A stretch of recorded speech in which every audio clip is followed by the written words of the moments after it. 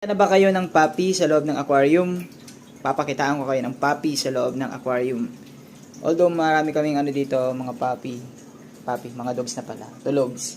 Pero meron tayong isa ritong makulits. Ito siya guys. Ayan, pwede mo siyang ipet. Yan. Uy, yan, nangangagat guys. Nangangagat. Pwede mo siyang ipet. Yan. Wow.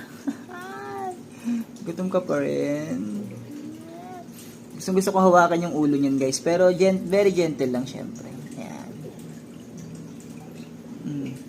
Ingat ka lang makagat niya. Masakit din. So guys, ano yan eh. Matalino yan. Ito. Tara. Ang sarap hawakan ng ulo niya. Lambot. Lambot. At saka pag hahawakan ko siya, kailangan malinis yung kamay ko. Walang alcohol, walang ganyan. Yan.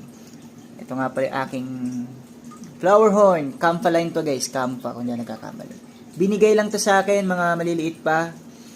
Very teeny tiny fry. Pero ngayon, tinan nyo naman. Malaki na si Pogi. Malaki na si Pogi oh. Pogi diba? Laki niya na.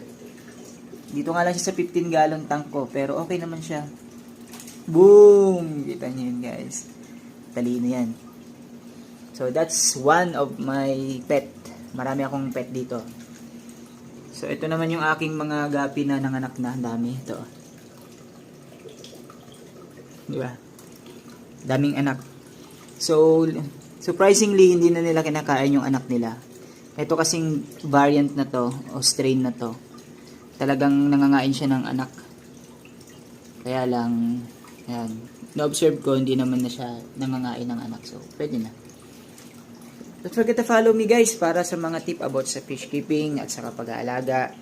Yan, kung ano-anong mga alaga.